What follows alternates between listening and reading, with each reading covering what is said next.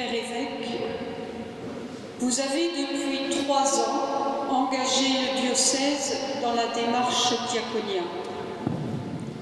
120 personnes de notre diocèse ont participé avec vous au rassemblement de Lourdes, où 12 000 chrétiens de tous les diocèses de France s'étaient donné rendez-vous.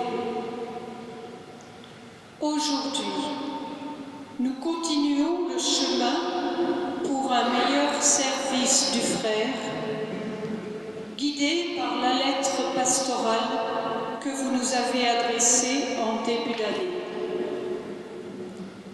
Ce matin, des membres des équipes d'animation pastorale, en particulier les piliers de solidarité, des membres des mouvements et des services, tous ont pris le temps de partager la parole de Dieu, d'écouter des témoins et de partager des expériences personnelles et de groupe, témoignant de ce qui est vécu pour le service du frère. Voici l'essentiel de ce qui s'est dit et qui vous est adressé, ainsi qu'à toute l'Assemblée réunie pour l'Eucharistie. Prendre le temps d'écouter, de regarder avec confiance, sans jugement, animé de la parole de Dieu. Oser aller à la rencontre, oser proposer des lieux de rencontre à tous les niveaux, entre croyants, non-croyants, dans les quartiers, les paroisses, les associations, le diocèse. Beaucoup d'autres partages sont à vivre en dehors de la seule pauvreté financière. La rencontre et l'écoute sont toujours premiers et appellent à un engagement dans le temps. Cela se vit le plus souvent dans des contacts gratuits. En communauté, en paroisse, mouvements et services, nous sommes appelés à être relais du Christ. Il n'a pas d'autre main que les nôtres. Le service du frère n'est pas une affaire de spécialistes, c'est l'affaire de tous. Vous avez tenu, Père évêque, à ce qu'au cours de cette Eucharistie, concrètement, des femmes et des hommes de chez nous disent à tous ce qu'ils vivent pour le service du frère et comment cet engagement leur permet de tenir debout. Au nom de l'association Agir Ensemble, j'invite Louis et Lucien.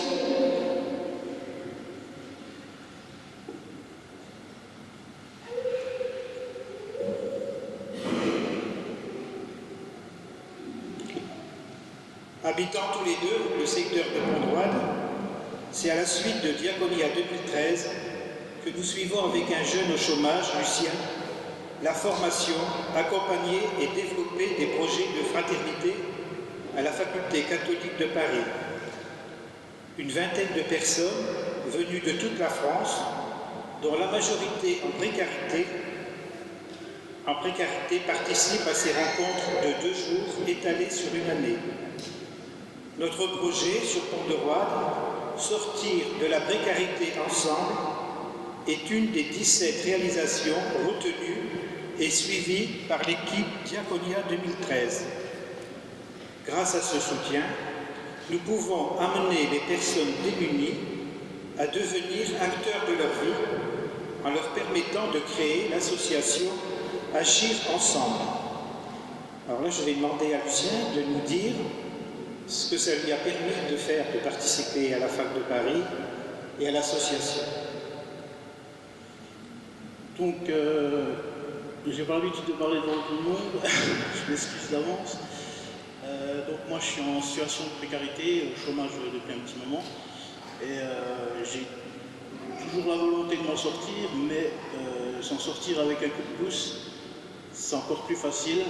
Donc en allant participer aux 2 jours à Paris, j'ai découvert que partout, en France en tout cas, il y avait des gens qui se bougeaient pour que nous, on va dire des personnes un peu plus faibles, on arrive à monter.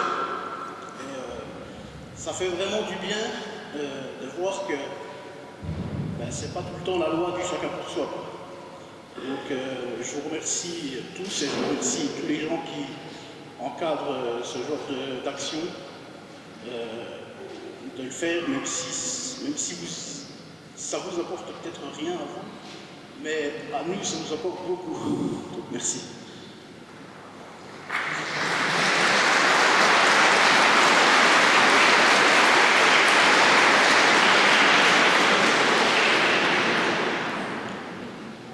On voulait dire aussi que depuis 3 ans à Pont-de-Roide, nous vivions déjà une belle expérience tous les vendredis après-midi dans une grande fraternité en recevant au point accueil autour d'un café et d'une viennoiserie les personnes bénéficiaires de la banque alimentaire.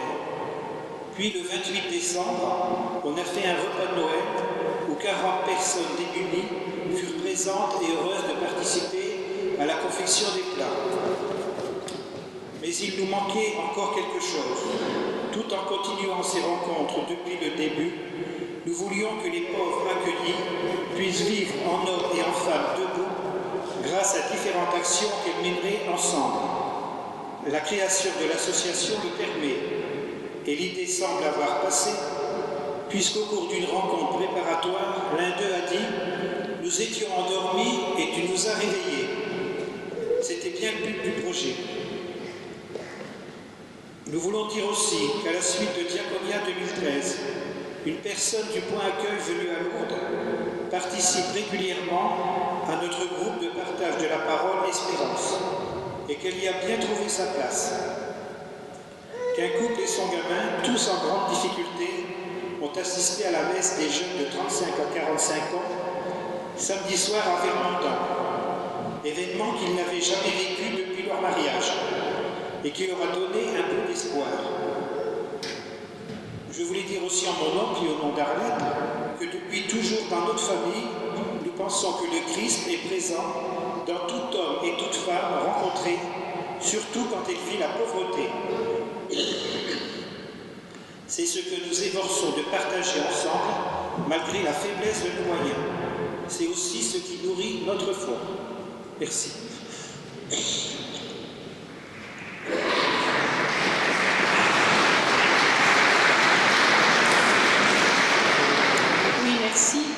Au nom du Secours catholique, j'invite Sylvie. Bonjour à tous, je suis Sylvie, bénévole au Secours catholique. Donc lorsque je vais à la messe ou lors de mes différents temps de ressourcement, je reçois la parole et ensuite j'essaye de la mettre en pratique dans ma mission de bénévole. J'essaye d'accueillir toute personne telle qu'elle est, de toute origine, sans abri, étranger, en situation de précarité, etc. J'essaye de l'écouter, de l'accompagner dans la simplicité, le respect et la discrétion. Au point rencontre, je m'efforce de respecter l'accueilli là où il en est, c'est-à-dire le saluer, lui serrer la main lorsqu'il le veut bien, m'asseoir à côté de lui lorsqu'il en a envie, enfin, etc. Mais tout cela se fait en essayant de respecter les autres. Parce qu'il ne faut pas oublier qu'en fin de compte, ils sont accueillis, on essaye de travailler avec eux individuellement, mais que les autres personnes qui sont là existent et qu'il ne faut pas les mettre de côté. Je reçois beaucoup et je découvre les richesses de chacun. Ces personnes sont très attentives les uns envers les autres, solidaires, elles s'entraident énormément. Dès que quelqu'un est absent, il y en a toujours un qui essaye de savoir où il est, essayer de savoir ce qui se passe, s'il est malade, essayer d'accompagner, etc. Il me donne souvent des leçons de vie. J'essaye d'accueillir, d'écouter, de soutenir et d'orienter le mieux possible. J'essaye de me mettre au service du frère et de ramener la petite flamme qui est entre chacun de nous. Enfin, au point rencontre, il me semble que je vis le geste fait avant la lecture de l'Évangile. Recevoir la parole et la comprendre, la partager et la retransmettre et garder dans mon cœur. Je suis certaine que sans la présence de l'Esprit, je ne pourrais pas être bénévole au secours catholique. Enfin, je peux dire que bien des personnes agissent au nom de l'Évangile sans le savoir. Que chacun de l'Esprit souffle en chacun de nous. Sylvie, merci. Au nom d'ATD Carmonde, j'invite Sylvie. Bonjour à tous. Après 30 ans de vie à la rue, je me suis remis debout avec le mouvement ATD Carmonde où je n'ai pas été jugée. J'ai pu reprendre conscience d'être une personne et d'exister, ce qui m'a permis de me relever et d'avoir confiance en moi. J'ai continué mon chemin dans le mouvement où on apprend à être à l'écoute, à partager nos savoirs et à agir avec d'autres. J'ai senti que c'était là que je devais être. Aujourd'hui, je cherche à permettre à des gens qui dorment dehors que tous leurs droits soient respectés, qu'ils sortent de l'éclusion où des difficultés les ont emmenés, car devant eux, je me revois dans la rue, sans soutien, ayant perdu tous mes repères. Parmi les 6 familles que j'ai aidées à avoir un appartement l'année dernière, 3 jeunes couples se reconstruisent. Les hommes ont retrouvé du travail et sont embauchés. Et les mamans attendent un heureux événement. Ils m'ont invité pour la naissance et 2 des couples m'ont demandé d'être la marraine. Ils me considèrent comme faisant partie de leur famille. Avec Diagonia 2013, j'ai trouvé ma voie parmi vous et je sens que ma foi en Dieu est réelle. Bien souvent, quand je vivais dehors, je n'y croyais pas. Et si j'en suis là, actuellement, c'est quand même que Dieu est là en moi et me guide sur ce chemin et dans mon parcours vers d'autres. C'est en cheminant ensemble que nous pourrons construire un monde sans haine, un monde nouveau.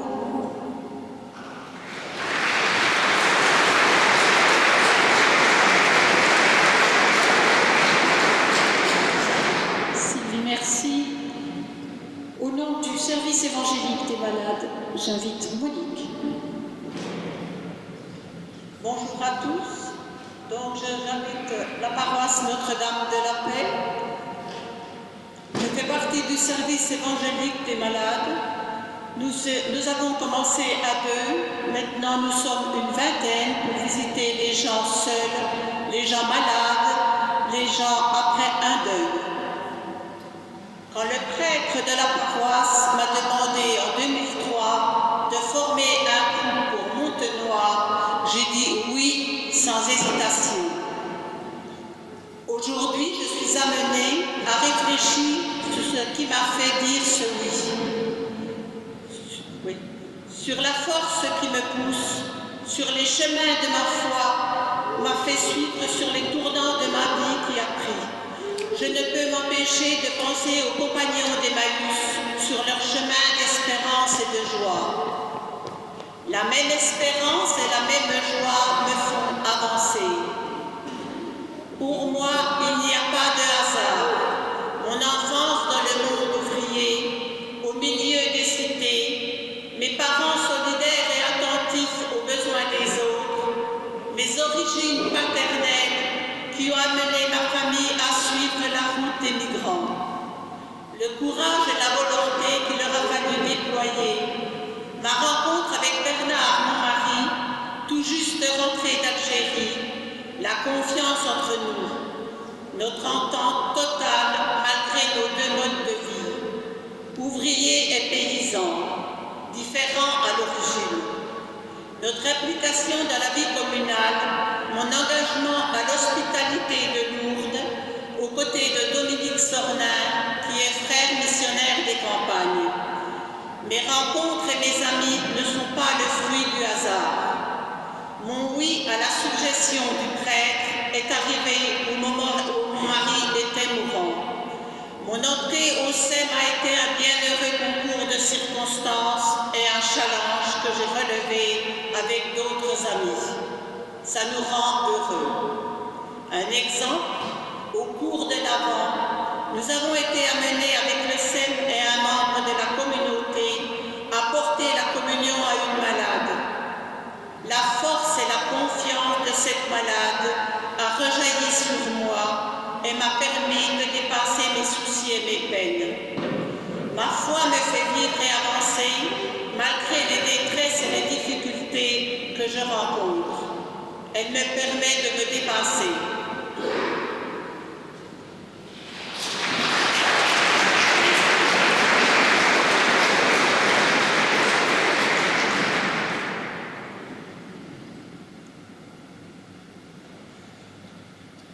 Lucien et Louis, Sylvie, Monique, Sylvie, merci pour le partage que vous venez de nous faire, de vos témoignages. Ils expriment à leur manière la fécondité de l'Évangile qui vient par la grâce de Jésus-Christ, mais à travers nous, à travers le fait que nous osons sortir de nous-mêmes pour aller vers l'autre, à travers notre engagement, notre courage, notre patience. Ce matin, avec les membres des équipes d'animation paroissiale, nous avons retenu les convictions que nous venons d'entendre. Ces convictions retenues manifestent la volonté de nos communautés chrétiennes de donner la vie en s'ouvrant à nos frères fragilisés par la souffrance, la maladie, l'exclusion, par l'accueil, l'écoute et le service. Oui, l'Évangile nous pousse à l'extérieur. Saint Paul dirait « la charité du Christ nous presse », comme il l'écrivait aux chrétiens de Corinthe, parce que nous sommes conscients de la mission qui nous est confiée, parce que nous savons que beaucoup de nos frères et de nos sœurs sont en attente d'une bonne nouvelle, celle de la présence aimante et vivifiante du Christ ressuscité. S'il est urgent d'annoncer la bonne nouvelle, c'est parce que se propagent aussi des mauvaises nouvelles qui détruisent, qui divisent, excluent et ne respectent pas l'humain. Nous qui avons rencontré le Christ, qui avons fait en quelque sorte l'expérience de son salut, qui sommes en mesure de témoigner de nos propres passages de la mort à la vie, des ténèbres à la lumière, de l'esclavage du péché à la liberté de la grâce. L'amour du Christ nous presse d'aller vers ceux et celles qui attendent, afin qu'ils découvrent et rencontrent celui qui est la résurrection et la vie. C'est parce que la charité du Christ nous presse que nous acceptons de relire notre vie en Église, de l'évaluer et de la resituer selon les besoins pour que l'Évangile soit annoncé et vécu chez nous aujourd'hui et pour les générations à venir. En regardant les divers panneaux exposés dans cette église pour cette fête diocésaine, nous pouvons mieux saisir ce à quoi la démarche Diaconia nous a rendus attentifs, à savoir l'articulation nécessaire entre servir, annoncer et célébrer. Servir, ce n'est pas seulement un des aspects de la mission de l'Église que l'on pourrait juxtaposer aux deux autres aspects l'annonce et la célébration, nous fonctionnons souvent comme s'il y avait dans l'Église des spécialisations différentes. Des chrétiens qui se consacrent au service, d'autres à l'annonce de la foi, d'autres encore à la liturgie. Or, ces trois aspects, servir, annoncer, célébrer, sont inséparables. Et c'est le pape Benoît XVI qui nous le rappelait dans sa première encyclique, où il disait « La nature profonde de l'Église s'exprime dans une triple tâche. Annonce de la parole de Dieu, célébration des sacrements, service de la charité. » Ce sont trois tâches qui s'appellent l'une l'autre et qui ne peuvent être séparées l'une de l'autre. La charité n'est pas pour l'Église une sorte d'activité d'assistance sociale qu'on pourrait laisser à d'autres, mais elle appartient à sa nature. Elle est une expression de son essence elle-même à laquelle elle ne peut renoncer. Autrement dit, quand on annonce Jésus-Christ, c'est déjà un service. Quand on se met au service des autres, c'est déjà une annonce de Jésus-Christ. Et quand on célèbre, c'est à la fois une annonce et un service. En quoi notre vie personnelle et communautaire est-elle un témoignage? À quel moment l'annonce implicite devient-elle une annonce explicite? Quels moyens prenons-nous pour que la parole annoncée pénètre vraiment dans nos vies et autour de nous? Nos célébrations sont-elles vraiment des sources où nous pouvons puiser pour irriguer notre vie? Et inversement, comment se manifestent-elles comme des sommets vers lesquels montent les événements de notre vie et que nous sommes censés y apporter? S'il n'y a pas circulation entre ces trois pôles, annonce, célébration, service, mais seulement juxtaposition, on occulte ce qui fait l'originalité de notre vie en Église. Lors du baptême, il a été dit à chacun de nous, tu es membre de Jésus-Christ, prêtre, prophète et roi. Saint Paul, dont nous célébrons la conversion et qui est le saint patron de notre famille diocésaine, a bien intégré cela.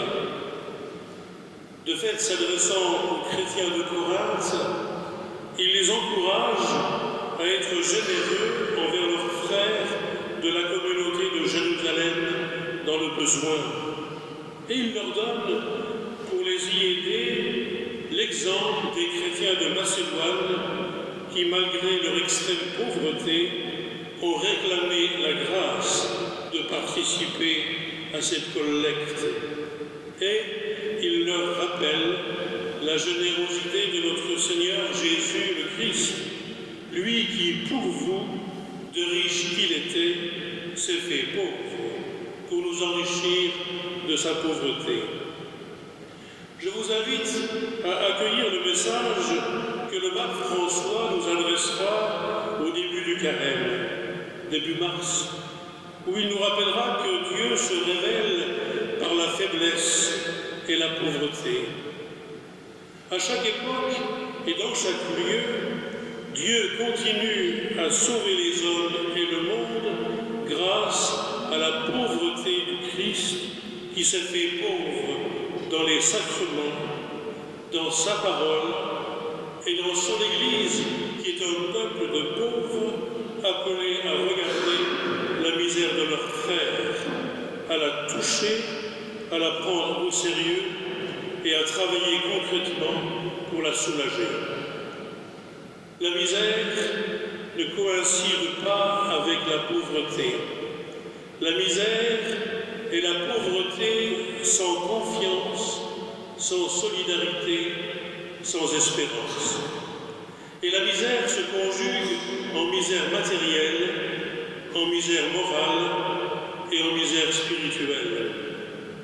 Ayons à cœur d'accueillir ce message pour que nous devenions ensemble, dans chacune de nos communautés, un peu plus miséricordieux et artisans de miséricorde. Frères et sœurs, engagés dans l'unique mission de l'Église, dans la diversité de nos engagements et de nos responsabilités, nous allons faire mémoire dans cette Eucharistie du mystère pascal, du mystère de mort et de résurrection du Christ Jésus. Qu'il nous soit donné, par l'intercession de l'apôtre Paul, d'entrer plus profondément dans ce mystère, de nous aider à l'actualiser dans notre vie et de vivre véritablement de cette vie de ressuscité qui nous est offerte. L'apôtre Paul nous propose de faire nôtre, d'une certaine manière, l'expérience qu'il a vécue lui-même dans sa rencontre avec le Christ Jésus sur le chemin de Damas. Restons toujours joyeux et prions sans cesse, en toute condition, soyons dans l'action de grâce, c'est la volonté de Dieu sur nous, dans le Christ Jésus. Amen.